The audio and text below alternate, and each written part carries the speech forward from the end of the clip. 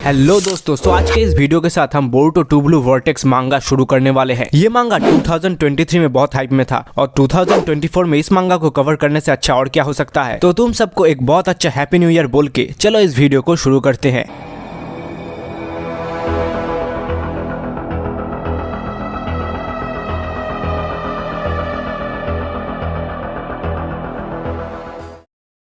मांगा की शुरुआत में ही हम सारादा को होकागे ऑफिस में देखते हैं, जो कि चिल्ला के बोलती है, आप समझ क्यों नहीं रहे हैं, मैंने ये आपको बार बार समझाया है। और दूसरी तरफ हम कोनोहामारू और शिकामारू को देखते हैं, जो कि अब करंट होकागे है। राइट बैक एट यू सारादा, हमने उसे बहुत मौके दिए हैं और उसने पहले लाइन क्रॉस किया है। याद रखो, वो एक धोखेबाज है जिसने होकागे को मारा है और उनके बेटे कावाकी को भी मारने की कोशिश की है और अब वो बच नहीं सकता। जिसके जवाब में सारादा बोलती है कि शिकामारू का पूरा प्रेमाइसी गलत है और बोरुटो ऐसा कभी नहीं करेगा और उन्हें उसके साइड की बातें भी सुननी चाहिए। मगर कोनोहामारू सारादा की बात काटते हुए बोलता है, अगर बोरुटो गिल्टी नहीं है तो फिर वो भागा क्यों, और उनके पास एइडा का सेनरिगान का आई टेस्टिमोनी भी है। फिर भी सारादा बोरुटो की बात सुनने के लिए भी दावा करती है और बोलती है कि कोई भी भागेगा अगर कोई उनके नाम का डेथ वारंट इशू करे तो। मगर शिकामारू बोरुटो का डेथ ऑर्डर उठाने के लिए मना कर देता है और सारादा को बोलता है उसे अपने मिशन पे ध्यान देना चाहिए, क्योंकि अगर ऐसे ही चलता रहा तो वो कभी गेनिन रैंक से ऊपर नहीं उठ पाएगी। क्यों, मेरे डैड भी बोरुटो की तरह एक ट्रेटर थे इसलिए? नहीं, ये सास्के के बारे में नहीं बल्कि तुम्हारे फ्यूचर के बारे में है as a shinobi. Lord seventh ने एक बार मेरे पापा को अच्छाई पे रास्ते पे वापस लाए थे।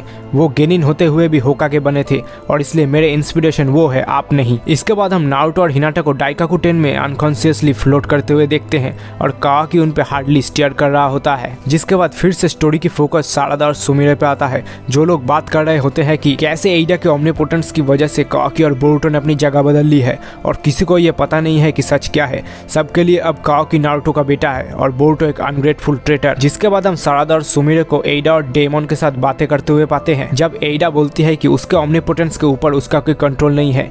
ये एक टाइप का ओत्सुत्सुकी शिंजुत्सु है जो कि लोगों की चाहत को सच्चाई में बदल सकता है और कावाकी के डिजायर से ही ये सर्कमस्टेंसेस बने हैं। सबकी यादें बदल गई है और इसी वजह से दोनों ने अपने पोजीशन स्विच कर लिए हैं। लेकिन क्या इसे रिवर्स नहीं किया जा सकता है? मुझे नहीं पता, लेकिन अगर तुम इसके बारे में सबको बता भी दो तो कोई तुम पे यकीन नहीं करेगा, क्योंकि यहाँ पे सिर्फ तुम्हारे पास रॉन्ग मेमोरीज होंगे। सो इससे अच्छा तुम लोग हार मान लो और न्यू मेमोरीज लिखना इससे ज्यादा आसान होगा, लेकिन उसमें भी अपने रिस्क है। मगर तभी एइडा को सारादा और सुमिरे पे शक हो जाता है, क्योंकि यही दोनों है जो कि एइडा के ओमनिपोटेंस से अफेक्टेड नहीं हुए हैं, जो कि सिर्फ कोई फैमिली मेंबर या फिर ओत्सुत्सुकी कर सकते हैं। जिस बात को सुमिरे बस ये बोल के टाल देती है कि वो लोग बस शो ऑफ कर रहे हैं, ऐसा कोई नहीं है जो कि उसके एबिलिटीज से बच सकते हैं। तुम सही हो, मैं भी ऐसा ही सोचती थी। जिसके बाद हम कावाकी और मित्सुकी को एक साथ देखते हैं, जब कावाकी मित्सुकी को बोलता है, तुम्हारा मर्डरस इंटेंट ऐसे मत बाहर आने दो, मुझे सांस लेने में तकलीफ होती है। अभी भी बोरुटो तुम्हें मारने की कोशिश कर रहा है और उसके पास भी तुम्हारे जैसे सेम ओत्सुत्सुकी पावर्स हैं, और ये भी अजीब नहीं होगा अगर उसके पास अपना चाक्रा इरेज करने की एबिलिटी हो। हाँ, लेकिन अगर वो विलेज में आया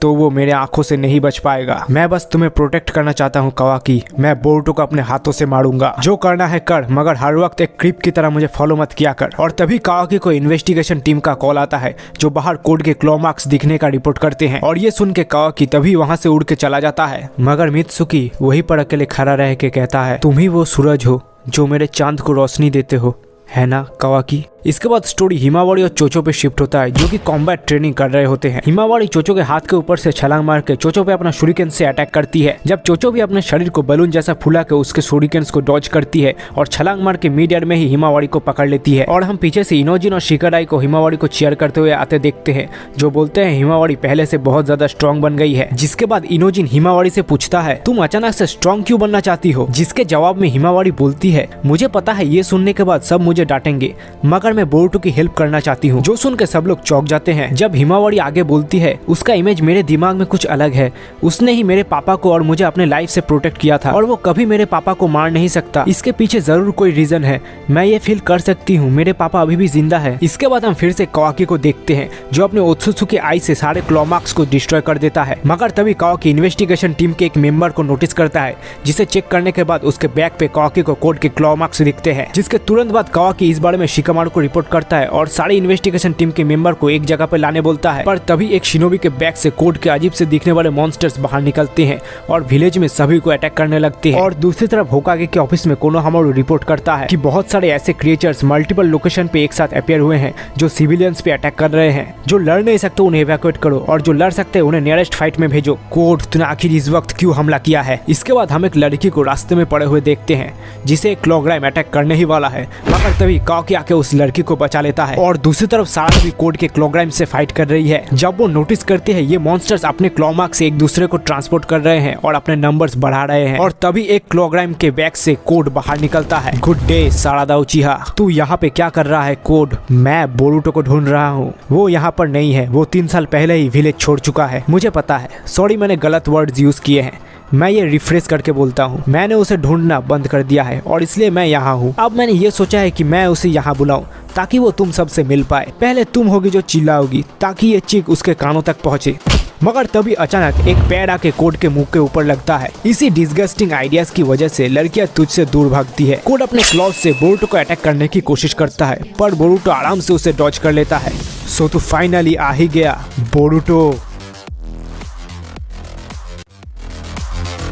Girls with me.